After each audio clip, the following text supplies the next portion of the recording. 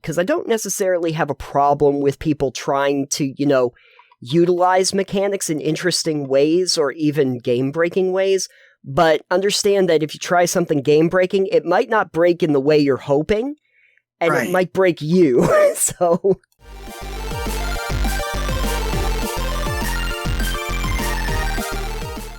I thought that I would bring up something that I talked briefly about on the last episode, which is the Coffeelock. Now, doesn't something I will never be because I don't drink coffee. You don't drink coffee anymore? I've never drank coffee. I don't like it. You don't like it? Is it against your religion? Energy drinks. Is it against Cthulhu? You're not allowed to because Cthulhu said no.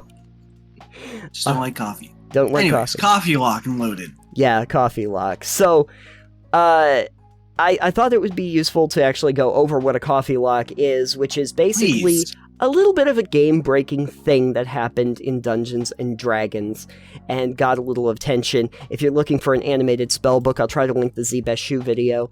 But basically, a Coffeelock is a multi-class sorcerer warlock built using flexible casting rules of the sorcerer in conjunction with the pact magic ability of the warlock. Okay, basic summary. Here's how it is. You reach level 2 warlock and level 2 sorcerer. Okay? You use flexible casting to turn warlock spell slots into sorcery points. Okay. Then you use flexible casting to turn sorcery points into spell slots.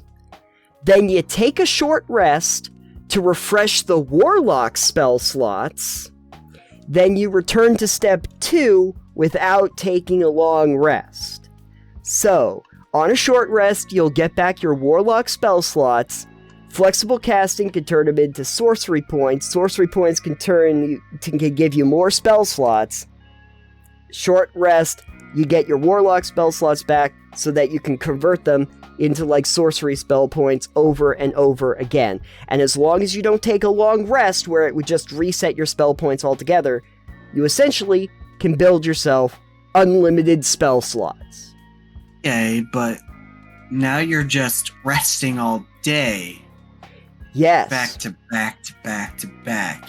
See, the thing about it is that rule is written, this would probably work, but in practice, I don't know if it would. I mean, rules is written, yeah, but in practice, probably no. And then you're spending all day resting for like a half hour, no longer than an hour at a time, for like several times. So you're kind of spending all day short resting, which I would just classify as a long rest at that point. Yeah, I understand.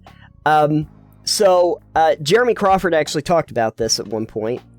That's great. And he was asked, like, okay, the use case is you convert the warlock slots to source points, short rest, regain the warlock slots, returning a short rest asset to a long. And basically Jeremy Crawford said, yep, that works. Similarly, a paladin warlock can use warlock slots for divine smite. Warlocks have so many slots on so few slots on purpose. Yes, so, they only have like 2 spell slots at level 5. Yeah, they don't have a lot to work with. No. So at any rate, they're basically saying that, yeah, you can make that happen. I think that the problem would be is that if you consider that like a long rest is an 8-hour period, that if you're taking like 8 short rests, that should convert to just a long rest. Yes, I agree. Yeah. So if you have players who would like to go, yeah, I want to do a short rest, but I want to do 8 short rests in a row, I'd look at them and go, yeah, no, that's just a long rest. You're sleeping or just doing nothing for 8 hours. Right. I also think that there's a case to be made that at certain points, your characters would have to take some kind of long rest. I've seen some people suggest that, you know, you might get levels of exhaustion if you don't do that. I have also noticed, too, that in those 1 D&D rules, I think they addressed this by saying that in a 24-hour period, characters would have to take a long rest, or that would incur penalties over the course of time. That would make sense. Yeah. So there are definitely workarounds to this, but if you basically, if you take certain options in your D&D game and you ignore certain other options, this will work. But you have to have a specific number. The trick is you need to take 4 hours of rest before midnight and 4 hours of rest after midnight every day. That way, you're getting your 8 hours split up into 2 parts, and you're not really getting a full 8-hour rest uninterrupted in one day. Yeah. One day. It's like Monday, you're not sleeping 8 hours in a row. You're sleeping 4 hours Sunday night, 4 hours Sunday morning, and then 4 hours Monday night. Yeah. Game the system. Right. Another little thing that Jeremy Crawford put out there as a just something to think about was DMs. If you allow multiclassing in your game and someone is tempted to abuse the combination of flexible casting and pact magic, no. Remember this. One way to read the multiclass rules is that your pact magic slots are useless for any non-warlock thing besides casting spells. Which would mean that you couldn't use flexible casting to convert them into sorcery points. Yeah, no, honestly, that would make more sense to me anyways. If it's magic from your pact, that is with your warlock class specifically. Mm-hmm. So, say, trying to convert something from your pact with your patron to, say, a warlock, a cleric spell slot or something like that, would be like, no, the cleric spells are given to them by divine stuff, not patrons. Kind of like that. Yeah, I mean, from a narrative standpoint especially, it doesn't really make sense. Like, we're talking about purely mechanical things. From an actual design perspective, it doesn't really make sense that your warlock spell slots could be used for anything besides what your patron is telling you can do. Alright, so there is one other little thing about this worth noting.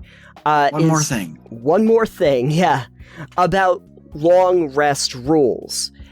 So from Xanathar's Guide to Everything, it states, going without a long rest. A long rest is never mandatory, but going without sleep does have its consequences. If you want to account for the effects of sleep deprivation on characters and creatures, use these rules. Whenever you end a 24-hour period without finishing a long rest, you must succeed on a DC 10 Constitution saving throw, or suffer 1 level of exhaustion. It becomes harder to fight off exhaustion if you stay awake for multiple days. After the first 24 hours, the DC increases for 5 for each consecutive 24-hour period without a long rest, and the DC resets to 10 when you finish a long rest. There is also the fact that if you avoid long rest, you can't recover spell slots above 5th level because of how they convert from sorcery points to... So, a couple real detrimental things, because that means by day 3 you have to pass a DC 20 Constitution. That's not going to be easy, and by day 4, good luck. We're at 25, 30. Those are hard spell slots to be. Day 7, you're just dead. You just die. Day 7, you're gone.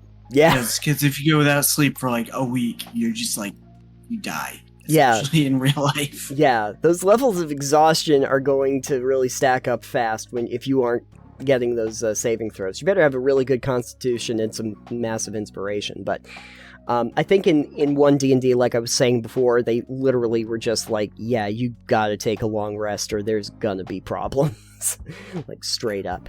But anyway, so there are some things you can do to rein that in if somebody tries the Coffeelock strategy. But I don't know. I say let them do it with some of these caveats included, because I don't necessarily have a problem with people trying to, utilize mechanics in interesting ways or even game-breaking ways, but understand that if you try something game-breaking, it might not break in the way you're hoping, and It might break you, so it might be worth trying. Have you ever heard about this? No. This is the first time I've ever heard of a Coffeelock. Yes. The reason, of course, it's called a coffee lock is because you'd have to be staying awake for a really long... All the caffeine you're getting from my... I'd be a monster lock at this point. You'd be a monster lock, popping and locking and monstering. I think that there should be... I wonder if... In D&D, is coffee an actual item? Probably. They should make coffee an actual item, and then Minor magical item. Minor magical item. But if you drink it, you actually are unable to take rests for at least a 24-hour period. That's broken. But you also have to do the thing where you have to take a level of exhaustion automatically at the end of like a 5-hour period or something like that. Automatically. Because you get drowsy. Caffeine coma. I'm just kind of sad that it wasn't a tea lock. I mean, they have tea in D&D. Why not? Exactly. But, why did tea get shafted? Why coffee? Tea has caffeine, too. I don't know. I think that's bias against tea.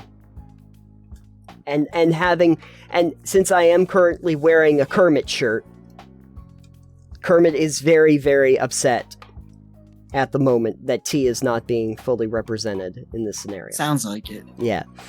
Don't spill the tea. Anyway, if you have any experience with a coffee lock that you'd like to share, or how you actually go about fixing this problem in the mechanical sense, please mechanically speak with us in our Discord or in the video down below.